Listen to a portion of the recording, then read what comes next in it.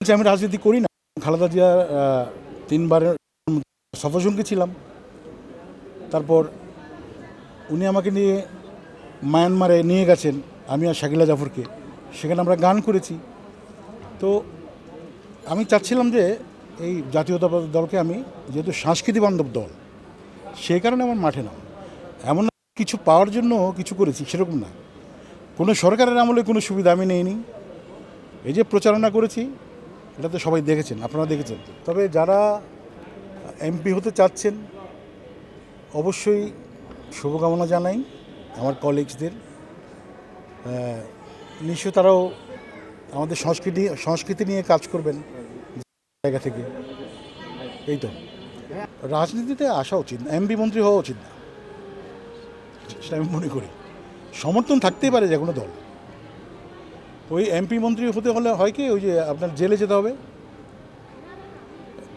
যে সরকারকে আপনি সাপোর্ট করেন, ওরা যতদিন আছে আপনাকে গাইতে দিবে না, কোনো মঞ্চে আপনাকে পাওয়া যাবে না, অনেক সুবিধা থেকে আপনি বঞ্চিত থাকবেন। তো রাজনীতি না করাই ভালো। হ্যাঁ, পয়লা বৈশাখে তো আমি চট্টগ্রামে একটা কনসার্ট আছে আমার, আমি যাব।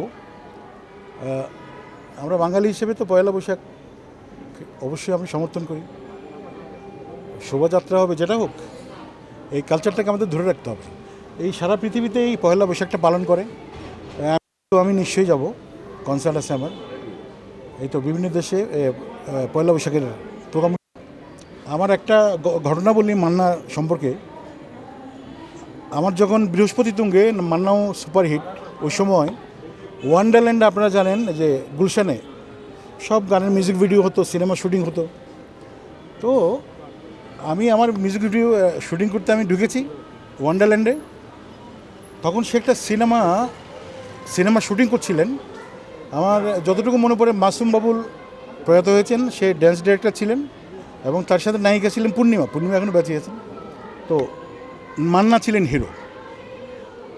আমাকে যখন দেখলো মান্না, ওদের মানে নায়কদের একটা চেয়ার থাকে, আমাকে বলে যে আমি সিনেমার হিরো, তুই গানের হিরো, বলে ওই চেয়ার আমাকে বসালো। এই স্মৃতিটা আমি কখনো ভুলতে পারি না। এই মান্না, তার রুহের কামনা করছি, এবং আমার বন্ধু যেখানে আছে যেন ভালো থাকে। ছোটো ছোটো অনুষ্ঠান করে মানুষকে জানান তো দিতেই হবে, কিন্তু সাথে সাথে কাজও করতে। শুধু আমরা ফেসবুক বা সোশ্যাল মিডিয়ায় যে আমরা কাজ করছি এটা দেখালে হবে না, নিজেকেও কিন্তু আমাদের মানবিক মানুষ হতে হবে। আপনার আশেপাশে কে আছে দেখবেন, আমরা তো সারা বাংলাদেশকে ঠিক করতে পারবো। আশেপাশে যার যার, হ্যাঁ, ওনার অনেক কনসার্ট আমি দেখেছি। ওনার আসলে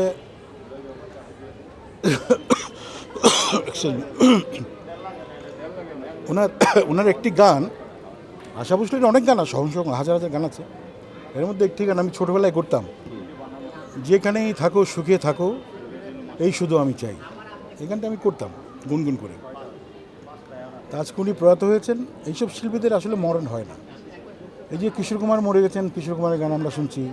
মান্না দে মারা গেছেন, মান্না দে গান শুনছি। লতা মঙ্গেশকর শুনছি, আশা ভোসলে সেরকম একজন।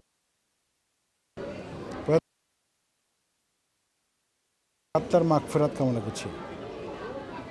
ধন্যবাদ সবাইকে।